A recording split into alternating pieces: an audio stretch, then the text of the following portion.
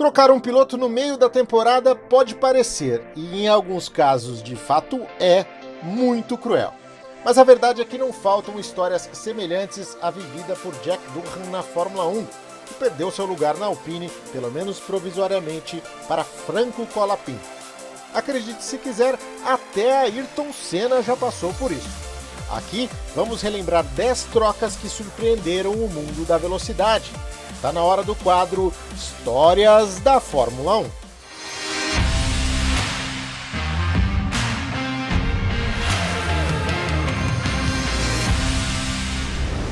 A troca de Roberto Moreno por Michael Schumacher na Benetton durante a temporada de 1991 foi uma das mais polêmicas da história da categoria. Moreno era companheiro de Nelson Piquet e vinha de boas atuações no time, com destaque para o segundo lugar no GP do Japão de 1990. No entanto, ele foi sacado do time para a chegada de Schumacher. O jovem alemão havia impressionado a todos logo na estreia pela Jordan, no GP da Bélgica. Mesmo sem conhecer o carro, Schumacher largou em 7º lugar, mostrando velocidade e consistência. A Benetton, liderada por, adivinhe só, Flávio Briatore, enxergou imediatamente um enorme potencial e se moveu rapidamente para contratá-lo. Isso gerou uma disputa judicial com a Jordan, que alegava ter Schumacher sob contrato, e com o próprio Moreno, que também chegou a acionar judicialmente a Benetton. Para abrir espaço para Schumacher, a Benetton decidiu demitir Moreno de forma abrupta. O brasileiro se sentiu traído, especialmente porque mantinha uma relação próxima com Nelson Piquet, que também não foi consultado sobre a decisão. A manobra da equipe foi vista como desrespeitosa tanto por parte da imprensa quanto por outros membros do paddock.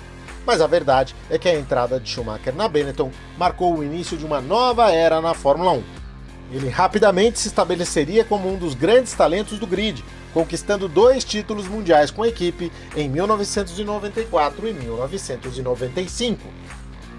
Aqui estão 2 sobrenomes que você já conhece da Fórmula 1 atual, mas com personagens diferentes: os pais de Kevin e Max.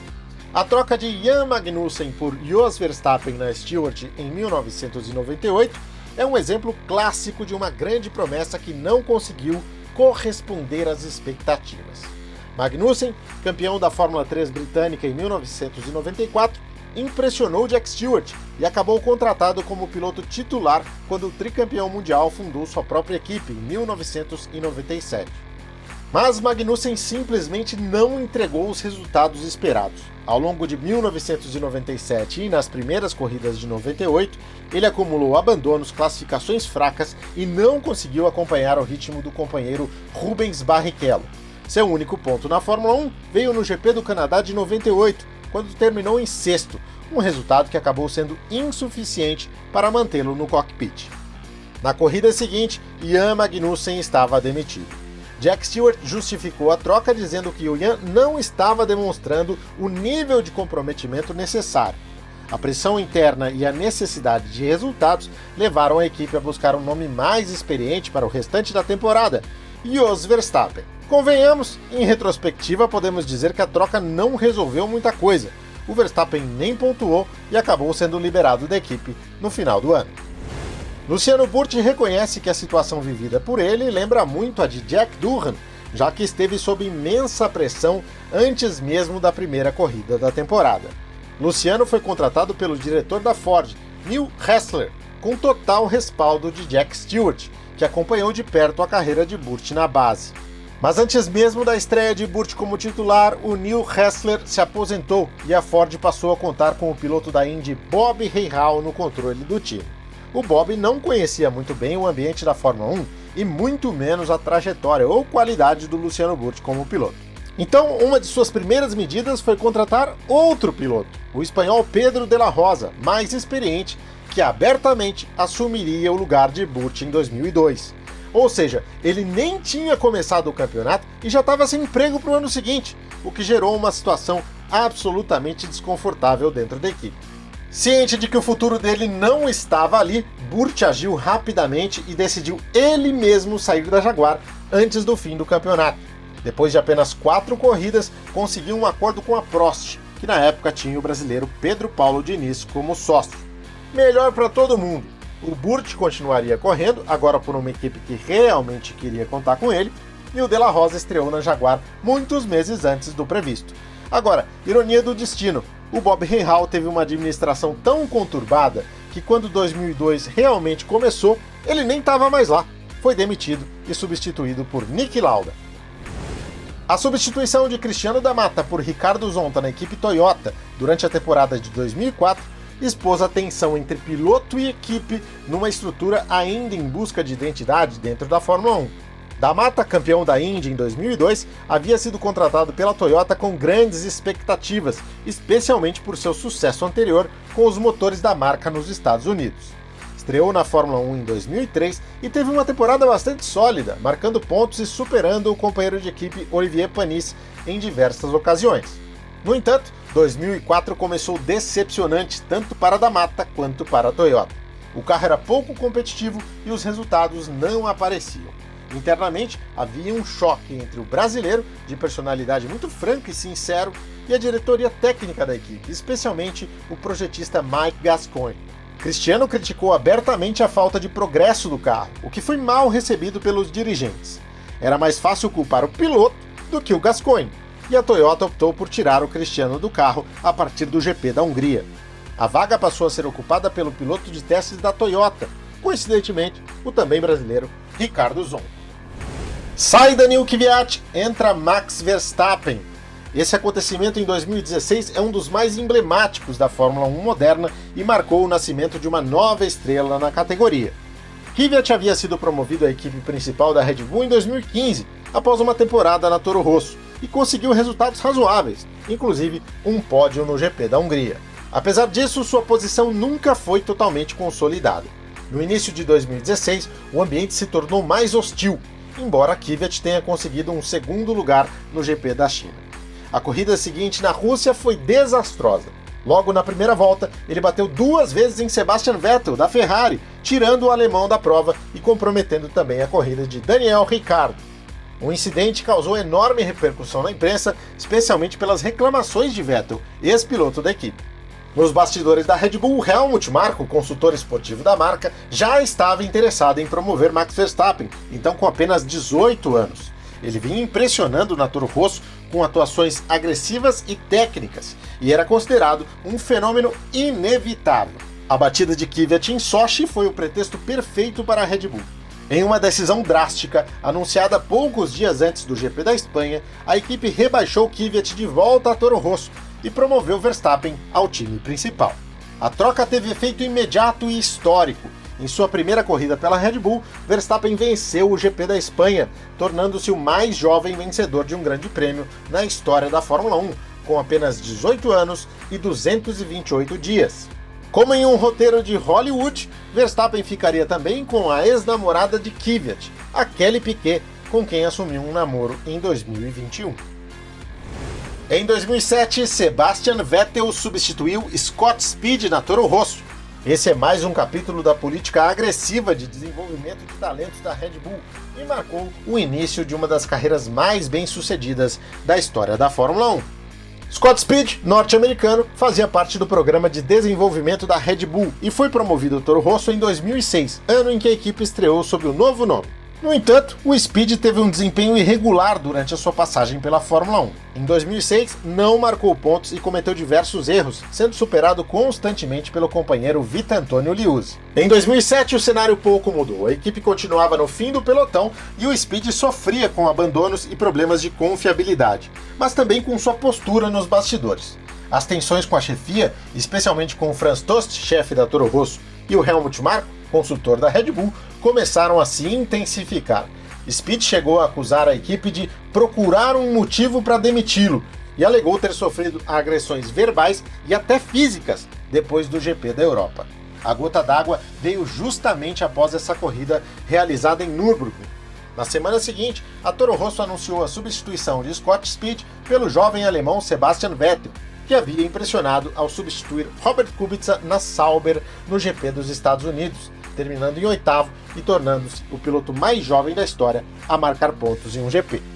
Vettel estreou pela Toro Rosso no GP da Hungria de 2007 e logo mostrou talento, culminando com uma vitória surpreendente no GP da Itália de 2008, em Monza, a primeira da equipe na Fórmula 1. O sucesso repentino de Vettel validou, aos olhos da Red Bull, a política de trocas rápidas e meritocráticas dentro de seu sistema.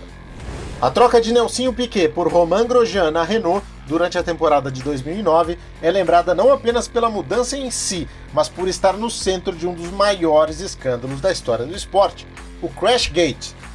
Filho do tricampeão Nelson Piquet, Nelsinho havia estreado na Fórmula 1 em 2008 como companheiro de Fernando Alonso. Teve uma temporada de altos e baixos, mas conseguiu um pódio, segundo lugar na Alemanha, e foi mantido para o ano seguinte. Porém, 2009 começou de forma desastrosa para o Nelsinho e para a Renault. O carro era pouco competitivo, o Alonso dominava completamente o companheiro e o brasileiro não marcou pontos nas primeiras corridas e sofria com a pressão crescente. Internamente, a relação com o chefe de equipe Flávio Briatore era tensa. A situação chegou ao limite após o GP da Hungria, onde ele foi demitido. Romain Grosjean, franco-suíço e piloto de testes da equipe, foi então promovido para assumir o cockpit a partir do GP da Europa em Valência. Grosjean vinha de bons resultados na GP2 e fazia parte da nova geração que a Renault visava desenvolver, além de já estar integrado à estrutura da equipe. No entanto, o que parecia apenas uma troca esportiva ganhou contornos muito mais graves semanas depois. Nelsinho revelou à FIA que, no ano anterior, no GP de Singapura de 2008, havia recebido ordens da equipe para bater propositalmente, provocando um safety car que beneficiou Alonso, que acabou vencendo a corrida. A denúncia, revelada ao mundo por Reginaldo Leme durante o Grande Prêmio da Bélgica de 2009, explodiu no paddock e levou à investigação que ficou conhecida como Crashgate. Por trás de tudo, claro, estava ele, Flávio Briatore. A saída de Juan Pablo Montoya da McLaren no meio da temporada de 2006 foi uma das mudanças mais chocantes daquele ano.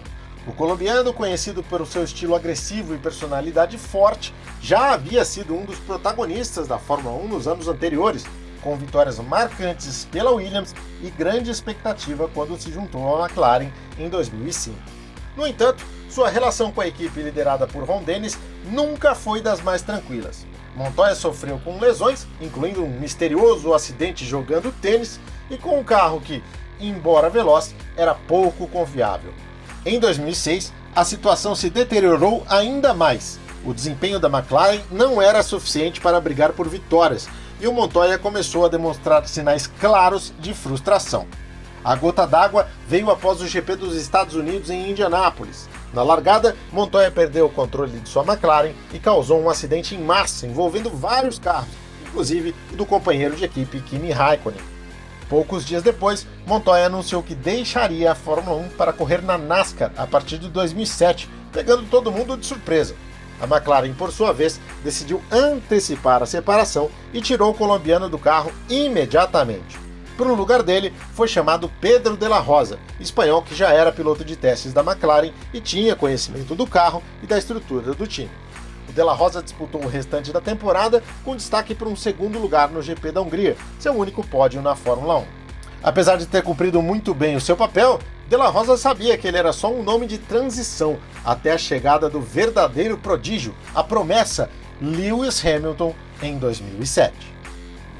A substituição de Jolyon Palmer por Carlos Sainz Jr. na Renault durante a reta final da temporada de 2017 foi o desfecho de uma longa negociação de bastidores, envolvendo múltiplas equipes e interesses comerciais. Palmer, campeão da GP2 em 2014, havia estreado na Fórmula 1 pela Renault em 2016, mas nunca conseguiu apresentar um desempenho convincente. Cometia erros com frequência, tinha dificuldade em acompanhar o companheiro Nico Hülkenberg e, apesar da sua persistência, era alvo constante de críticas. Enquanto isso, Carlos Sainz Jr. vinha demonstrando grande potencial na Toro Rosso. No entanto, apesar dos bons resultados, sua progressão dentro do programa da Red Bull parecia travada, já que as vagas da equipe principal estavam firmemente ocupadas por Daniel Ricciardo e Max Verstappen. Sainz buscava novos ares e uma chance de se consolidar em uma equipe de fábrica. Foi aí que entrou a Renault. Em uma complexa operação, a equipe francesa conseguiu antecipar a chegada de Sainz, que só estava prevista para 2018, depois de um acordo que envolveu inclusive o fim da parceria da Toro Rosso e posteriormente da Red Bull com a própria Renault como fornecedora de motores.